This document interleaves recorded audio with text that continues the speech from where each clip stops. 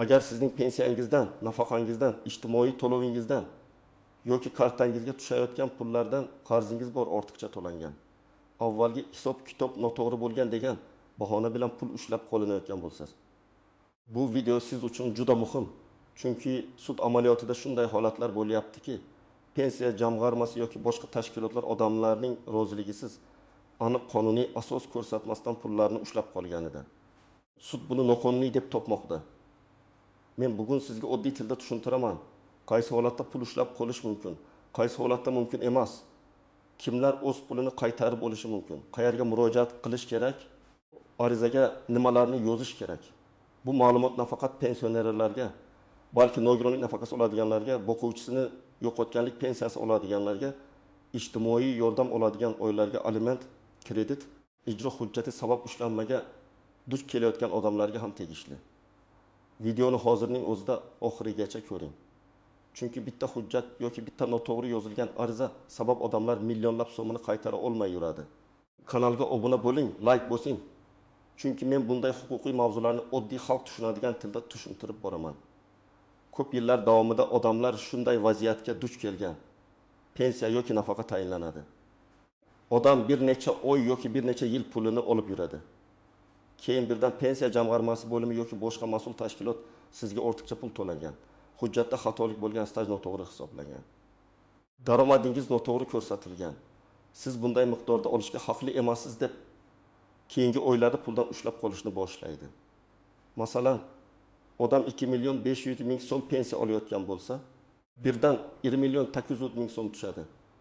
Yoki 3 million so'm nogironlik pensiyasi olayotgan odamning kartasiga 2 million 1 ming so'm tushadi. U borib so'rasa, sizdan qarz ushlanyapti deyshadi. Qanday qarz, qaysi qaror asosida, qachon ogohlantirilgan, odamning roziligi olinganmi, sud qarori bormi? Mana shu savollarga ko'pincha aniq javob berilmaydi. Eng katta muammo shunda. Davlat organi yoki jamg'arma o'z ichki xulosasi bilan ortiqcha to'langan deb hisoblab, odamning oylik yashash manbaini kamaytirib qo'yadi. Pensioner esa to'g'ri olishi kerak. Kommunal to'lovlari bor, oziq-ovqat olish kerak. Ba'zan uyda qaraydigan odami yo'q. Nafaqa oladigan oilada esa bolalar bor, maktab xarajatlari bor. Shunday sharoitda 300 ming, 500 ming yoki 1 million so'm ushlab qolinsa ham bu juda katta zarba. Hozirgi muhim o'zgarish shundan iboratki, sudlar bunday masalalarda davlat organi aytdi. Demak to'g'ri degan yondashuv bilan cheklanib qolmayapti. Sudlar hujjatlarni tekshiryapti. Ushlab qolish qonunda nazarda tutilganmi? Odamga qaror berilganmi? U e'tiroz bildirish imkoniyatiga ega bo'lganmi? Ortiqcha to'lov odamning aybi bilan yuzaga kelganmi yoki organ xodimlarining xatosi bilanmi? Ushlanayotgan summa chegaradan oshib ketmaganmi? Agar bu talablar buzilgan bo'lsa, sud ushlab qolishni noqonuniy deb topishi va ushlangan pullarni qaytarishni majbur qilishi mumkin. Bu juda muhim, chunki ko'pchilik davlat aytdimi demak bo'ldi deb o'ylaydi. Yo'q, har qanday ushlab qolishning qonuniy tartibi bor. Agar tartib buzilsa, odam o'z pulini talab qilishga haqli. Men bu yerda juda aniq aytaman. Pensiya yoki nafaqadan umuman hech qachon pul ushlab bo'lmaydi degan gap noto'g'ri. Qonunda ayrim holatlarda ushlab qolish mumkin, lekin buning shartlari bor. Eng asosiy qoida pul ushlab qolish uchun qonuniy asos bo'lishi kerak. Masalan, sud qarori bo'lsa, ijro hujjati bo'lsa, aliment qarzi bo'lsa, yetkazilgan zarar bo'yicha sud hal qiluv qarori bo'lsa, kredit bo'yicha sud buyrug'i yoki ijro varaqasi bo'lsa, ba'zi hollarda ushlab qolish mumkin. Lekin bunda ham miqdor chegaralari, to'lov turi, shaxsning ijtimoiy holati, qonunda belgilangan cheklovlar hisobga olinadi. Ikkinchi holat, odamning o'zi yozma ravishda rozilik bergan bo'lishi mumkin. Masalan, menga ortiqcha to'langan summani har oy pensiyamdan 10% dan ushlab qolishingizga roziman deb ariza yozgan bo'lsa, bu boshqa masala. Lekin amaliyotda ba'zan odamlar nimaga imzo qo'yayotganini tushunmaydi. Unga mana shu arizani yozing, bo'lmasa pensiya to'xtaydi deyshadi. Agar rozilik bosim ostida olingan bo'lsa yoki odamga mazmuni tushuntirilmagan bo'lsa, bu ham bahslashish mumkin bo'lgan holat. Uchinchi holat, pensiya yoki nafaqa ortiqcha to'langan bo'lsa. Lekin bu yerda eng nozik masala bor. Ortiqcha to'lov nimadan kelib chiqqan? Agar fuqaro ataylab noto'g'ri hujjat bergan bo'lsa, daromadini yashirgan bo'lsa, vafot etgan shaxs nomidan pul olishda davom etgan bo'lsa, yolg'on ma'lumot kiritgan bo'lsa, albatta bunday pulni qaytarish talabi qo'yilishi mumkin. Lekin agar xatoni organning o'zi qilgan bo'lsa, masalan, stajni noto'g'ri hisoblagan, kompyuter bazasida xatolik bo'lgan, xodim noto'g'ri formula qo'llagan, qonunni noto'g'ri talqin qilgan bo'lsa, fuqaro bunday xatoning jabrlanuvchisi bo'lib qolmasligi kerak. Ayniqsa, u pulni vijdonan olgan va o'zining kundalik ehtiyojlariga ishlatgan bo'lsa, mana shu farqni odamlar bilishi kerak. Ortiqcha to'langan degan so'zning o'zi yetarli emas. Kim aybdor, qanday hisob kitob qilingan, qaysi o'ylar bo'yicha, qanday hujjatga tayanilgan, fuqaroga yozma qaror berilganmi, e'tiroz bildirish muddati tushuntirilganmi? Agar shu savollarga javob bo'lmasa, ushlab qolish shubhali. Birinchi navbatda pensiyasidan har oy noma'lum sabab bilan kam pul tushayotganlar xavotir olishi kerak. Masalan, sizga odatda 2 million 800 ming so'm tushardi. Oxirgi 3 oyda 2 million 300 ming so'mdan tushyapti. Sizga esa hech kim yozma qaror bermagan. Bu holatda darhol aniqlashtirish kerak. Ikkinchi toifa pensiya jamg'armasi sizda 6 million 12 million 20 million so'm qarz bor deb aytgan. Lekin batafsil hisob kitob bermagan odamlar. Faqat og'zak gap yetarli emas. Siz qarzni tan olishingizdan oldin ular sizga davrlar kesimida hisob kitob ko'rsatishi kerak. Qaysi oyda qancha to'langan, aslida qancha to'lanishi kerak edi, farq qancha, nima sababdan farq chiqqan. Uchinchi toifa nogironlik pensiyasi yoki nafaqasi oladiganlar. Ayrim holatlarda nogironlik guruhi o'zgargan. TMEK xulosasi kechikkan. Hujjatlar qayta rasmiylashtirilgan bo'ladi. Shu orada to'lovlar davom etgan bo'lsa, keyin ortiqcha oldingiz deyishadi. Bu yerda ham hamma narsa avtomatik ravishda fuqaroning aybi bo'lavermaydi. Hujjatni qaysi organ kechiktirdi? Ma'lumot bazaga kim tomonidan kiritildi? Odam o'z vaqtida murojaat qilganmi? Bular alohida tekshiriladi. 4-toifa bo'g'uvchisini yo'qotganlik pensiyasi oladigan oilalar. Masalan, bola umuman 8 yoshga to'lganidan keyin o'qishga kirgan bo'lsa, kunduzgi ta'limda o'qiyotgan bo'lsa, ma'lum shartlarda to'lov davom etishi mumkin. Lekin ma'lumotnoma kech topshirilgan yoki o'quv yurtidan ma'lumot kech kelgan bo'lsa, keyin to'lovlar bo'yicha tortishuv chiqadi. Bunday vaziyatda ham hujjatlar hal qiluvchi ahamiyatga ega. 5-toifa bank kartasidan ijro bo'limi orqali ushlanma bo'layotganlar. Ba'zan pensiya kartasiga ijro organlari cheklov qo'yadi. Kredit, jarima yoki boshqa qarz sababli kartaga tushgan pul yechib olinadi. Lekin ayrim ijtimoiy to'lovlar va qonunda himoyalangan daromad turlariga nisbatan alohida cheklovlar bo'lishi mumkin. Shuning uchun kartadan pul ketdi deb qo'l siltab qo'ymaslik kerak. Pul qayerga ketganini bankdan ko'chirma olib tekshirish zarur. Agar sizda sud qarori bor bo'lsa, ijro varaqasi mavjud bo'lsa, sizga ijro ishi ochilgani haqida xabarnoma kelgan bo'lsa va ushlanma qonunda belgilangan foizlardan oshmagan bo'lsa, bu holatda ushlanma qonuniy bo'lishi mumkin. Lekin bu ham tekshirishga arziydi. Chunki amaliyotda ijro ishida ham xatolar bo'ladi. Agar siz o'zingiz yozma ravishda rozilik bergan bo'lsangiz va ushlanayotgan summa siz yozgan arizaga mos bo'lsa, keyin nega ushlanyapti deyish qiyinroq bo'ladi. Ammo bu rozilik qachon, qanday sharoitda olinganini baribir ko'rish kerak. Agar siz haqiqatan ham noto'g'ri ma'lumot bergan bo'lsangiz, masalan, ishlayotganingizni yashirib, ma'lum turdagi nafaqa olgan bo'lsangiz, yoki vafot etgan qarindoshingiz nomidan kartadan pul yechib olgan bo'lsangiz, bunday holat jiddiy oqibatlarga olib kelishi mumkin. Bu faqat pulni qaytarish emas. Ayrim vaziyatlarda ma'muriy yoki jinoyat javobgarligi masalasiga ham borib taqaladi. Shuning uchun har bir holatni hujjatlar asosida baholash kerak. Birinchi misol, 17 yoshli ota 3 million so'm pensiya oladi. Bir kuni kartasiga 2 million 400 ming so'm tushadi. U pensiya jamg'armasiga boradi. Unga sizga 2 yil oldin staj ortiqcha hisoblangan 9 million so'm qarzingiz bor. Har oy ushlab qolamiz deyishadi. Ota, men hujjatlarni o'zim to'g'ri berganman, hisob kitobni sizlar qilgansizlar deydi. Agar bu vaziyatda haqiqatan ham fuqaro yolg'on hujjat bermagan bo'lsa, xato organning o'z hisobida bo'lsa, yozma qaror berilmagan bo'lsa, u sudga murojaat qilib ushlanmani to'xtatishni va ushlangan pullarni qaytarishni talab qilishi mumkin. Ikkinchi misol. Ona bo'g'uvchini yo'qotganlik pensiyasini 2 farzandi uchun oladi. Katta farzandi 15 yoshga to'ladi. Keyin kollej yoki universitetning kunduzgi bo'limiga kiradi. Ma'lumotnoma sentabrda emas, oktyabrda topshiriladi. Jamg'arma esa sentabr oyida asossiz to'lov bo'lgan deb keyingi oylardan ushlab qoladi. Bu yerda hujjatlar juda muhim. Bola haqiqatda o'qishga qachon qabul qilingan? O'qish kunduzgimi? Ma'lumotnoma kechikishi kim sababli bo'lgan? To'lovni to'xtatish haqida oldindan ogohlantirish bo'lganmi? Ba'zan bir oy uchun tortishuv bo'lsa ham, oilaning budjeti uchun bu katta pul. Uchinchi misol. Nogironligi bo'lgan shaxsga 2 million 700 ming so'm to'lanadi. Tibbiy qayta ko'rik muddati keladi. U o'z vaqtida hujjat topshiradi, lekin komissiya xulosasi kech chiqadi. To'lovlar davom etadi. Keyin guruhingiz o'zgargan, ortiqcha pul olgansiz deyishadi. Agar fuqaro o'z majburiyatini o'z vaqtida bajargan bo'lsa, kechikish davlat organlari o'rtasidagi hujjat almashinuvi sabab yuzaga kelgan bo'lsa, fuqarodan katta summa ushlab qolish masalasi sudda bog'lanishi mumkin. 4-misol. Pensioner kredit olgan, keyin to'lay olmagan.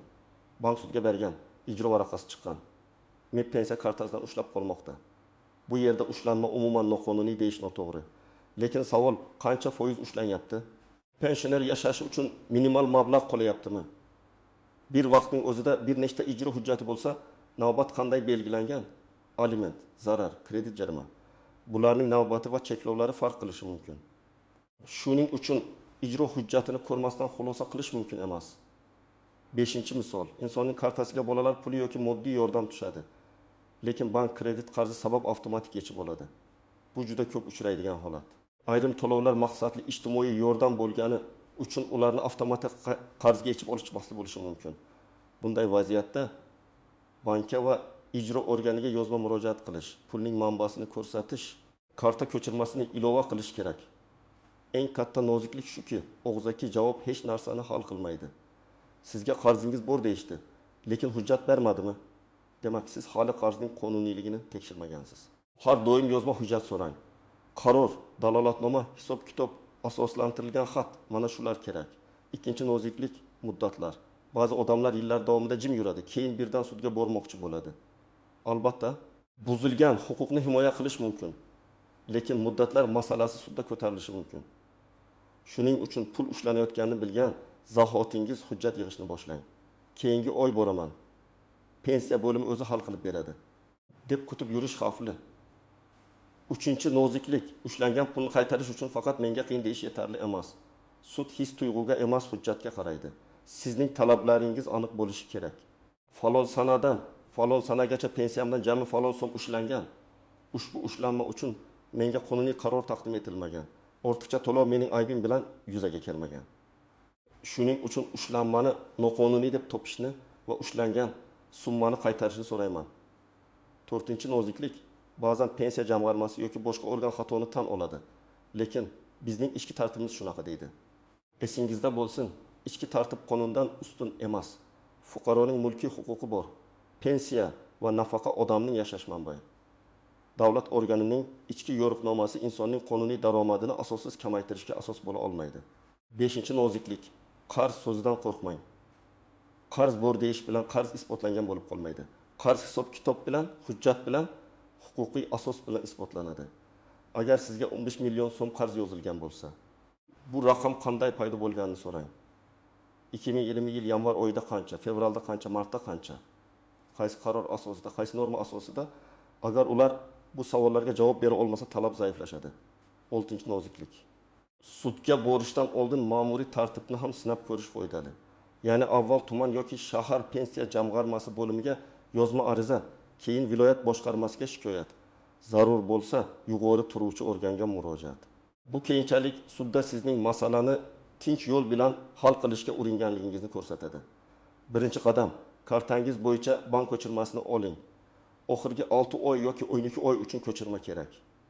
Ko'chirmada qaysi sanada qancha pul tushgani, qancha yechilgani, kim tomonidan ushlab qolingani ko'rinishi kerak. Agar bank ilovasida ko'rinsa ham imkon bo'lsa bankdan muhrlangan yoki elektron tasdiqlangan ko'chirma oling. Ikkinchi qadam. Pensiya jamg'armasi yoki to'lovni amalga oshirayotgan organga yozma ariza bering. Arizada shunday mazmunda yozing: mening pensiyamdan yoki nafaqamdan falon sanadan boshlab pul ushlab qolinmoqda. Ushbu ushlanmaning huquqiy asosi, qaror nusxasi, hisob-kitobi, qarz yuzaga kelgan davrlar va sabablar haqida yozma ma'lumot berishingizni so'rayman. Arizani 2 nusxada tayyorlang. Bitta nusxasini topshirasiz, ikkinchi nusxasiga qabul qilingan sana kirim raqami va imzo qo'ydirasiz. 3-qadam, agar ular og'zaki javob bersa, rozi bo'lmang. Menga yozma javob bering deng. Chunki sudda og'zaki gapni isbotlash qiyin. Sizga yozma javob berishlari shart. Javobda ular qaysi asosga tayinlayotganini ko'rasiz. 4-qadam hisob kitobni tekshiring. Masalan, ular sizga 200 million 400 ming so'm ortiqcha to'langan desa, darhol so'rang. Qaysi oylar bo'yicha har oyda qancha ortiqcha? Qaysi hujjat noto'g'ri bo'lgan? Bu xatoni kim aniqlagan? Sizga qachon xabar berilgan? Sizdan tushuntirish olinganmi? Agar qarz sizning aybingizsiz yuzaga kelgan bo'lsa, bu juda muhim dalil. 5-qadam. Agar ushlanma ijro organ orqali bo'layotgan bo'lsa, MIB bo'limiga murojaat qiling. Ijro ishi raqamini, ijro hujjati nusxasini, qarzdorlik qoldig'ini, qancha ushlanganini, kimga o'tkazilganini so'rang. Agar ushlanayotgan pul ijtimoiy to'lov bo'lsa, uning manbasini tasdiqlovchi hujjatni ilova qiling. 6-qadam, yuqori turuvchi organga shikoyat yozing. Masalan, tuman bo'limi javobidan norozi bo'lsangiz, viloyat boshqarmasiga murojaat qiling. Shikoyatda hissiyot emas, fakt yozing. Men falon sanada murojaat qildim. Falon javob oldim. Javobda qarz hisob kitobi ko'rsatilmagan. Ushlanma bo'yicha qaror nusxasi berilmagan. Shuning uchun ushlanmani to'xtatish va ushlangan summani qaytarishni so'rayman.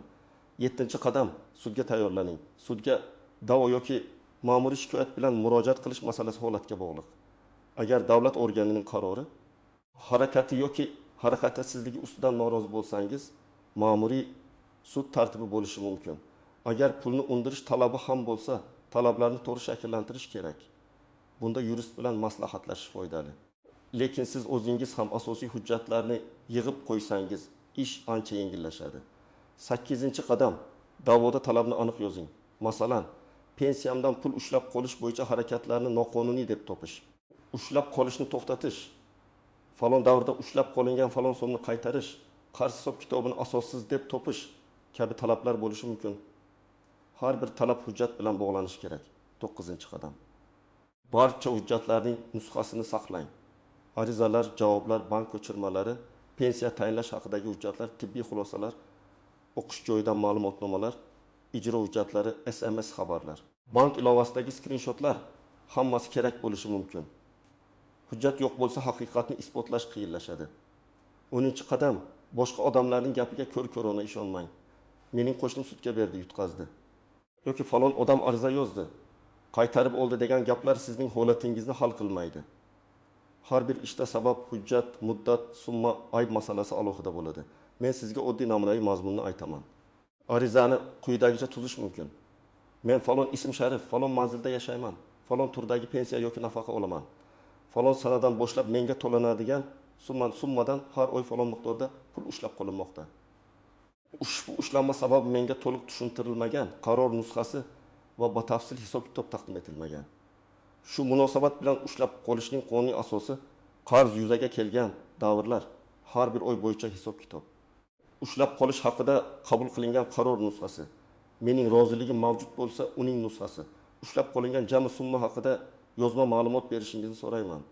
Agar ushlanma asossiz bo'lsa, uni to'xtatib, ushlangan pullarni qaytarishingizni so'rayman. Mana shunday ariza juda oddiy, lekin kuchli. Chunki siz aniq hujjat so'rayapsiz. Agar ular hujjat bermasa, bu ham sizning foydangizga dalil bo'lishi mumkin. Agar hujjat bersa, uni tekshirish imkoniyati paydo bo'ladi. Birinchidan, siz hech qachon bo'sh qog'ozga imzo qo'ymang. Ba'zan keyin to'ldiramiz deyishlari mumkin. Bu juda xavfli. Har qanday ariza yoki rozilik matnini oxirigacha o'qib chiqing.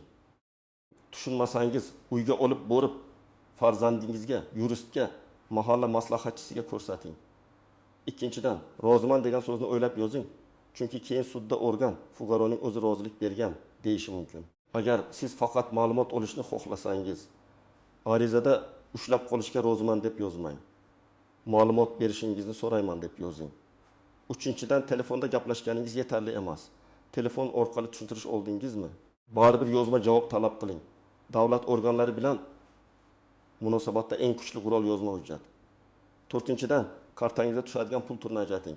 Pensiya, nogironlik nafaqasi, bolalar puli, moddiy yordam, ish haqi, aliment bularning huquqiy rejimi bir xil emas. Agar hammasi bitta kartaga tushsa, keyin qaysi pul ushlangani aniqlash qiyin bo'ladi. Imkon bo'lsa, ijtimoiy to'lovlar uchun alohida karta yuritish foydali. 5-dan, qarzni to'lashga majbur bo'lsangiz ham miqdor masalasini tekshiring. Ba'zan qarz borligi tan olinadi, lekin summa noto'g'ri hisoblangan bo'ladi. Masalan, 2 million deyilgan qarz aslida 4 million bo'lishi mumkin yoki muddati o'tgan. yoki 2 marta hisoblangan bo'lishi mumkin. Sudda men eng avvalo 3 ta savolga e'tibor qarataman. Birinchi savol, ushlab qolish uchun huquqiy asos bormi? Ya'ni qaror, ijro hujjati, rozilik yoki qonunda ko'rsatilgan boshqa asos mavjudmi? Ikkinchi savol, qarz yoki ortiqcha to'lov fuqaroning aybi bilan yuzaga kelganmi? Agar fuqaro yolg'on hujjat bergan bo'lsa, bu bir holat. Agar xato organning ichki hisobida bo'lsa, bu boshqa holat. Uchinchi savol, tartib buzilmaganmi? Fuqaroga xabar berilganmi? Qaror berilganmi? E'tiroz bildirish imkoniyati yaratilganmi? Ushlanayotgan summa qonuniy chegaradan oshmaganmi? Agar shu 3 savoldan bittasida jiddiy muammo bo'lsa, odamda o'z huquqini himoya qilish imkoniyati paydo bo'ladi. Sud aynan shuni tekshiradi. Shuning uchun men bechoraman, menga pul kerak deb emas. Mana bu hujjat yo'q. Mana bu hisob-kitob noto'g'ri. Mana bu tartib buzilgan deb gapirish kerak. Bugungi mavzuning eng asosiy mazmuni shuki, pensiya jamg'armasi yoki boshqa tashkilot sizning pensiyangizdan, nafaqangizdan yoki ijtimoiy to'lovingizdan pul ushlab qolayotgan bo'lsa, bu har doim ham qonuniy degani emas. Ular huquqiy asosni ko'rsatishi, qaror nusxasini berishi, hisob-kitobni tushuntirishi, tartibga rioya qilishi kerak. Agar sizning aybingizsiz ortiqcha to'lov yuzaga kelgan bo'lsa yoki ushlanma hujjatsiz amalga oshirilayotgan bo'lsa, siz uni to'xtatishni va ushlangan pullarni qaytarishni talab qilishga haqlisiz. Eng muhimi, jim yurmang. Bank ko'chirmasini oling, yozma ariza bering, hisob-kitob so'rang, javobni saqlang. Kerak bo'lsa yuqori organga va sudga murojaat qiling. Har bir so'm sizning mehnatingiz, sizning huquqingiz, sizning yashash manbangiz. Agar sizda ham shunday holat bo'lgan bo'lsa, kommentariyada yozing. Qaysi viloyat, qancha pul ushlangan, qanday sabab ko'rsatishgan. Men keyingi videolarda eng ko'p uchrayotgan muammolarni alohida tahlil qilib beraman. Video foydali bo'lgan bo'lsa, like bosing, yaqinlaringizga yuboring va kanalga obuna bo'ling. Chunki o'z huquqini bilgan odamni aldash qiyin.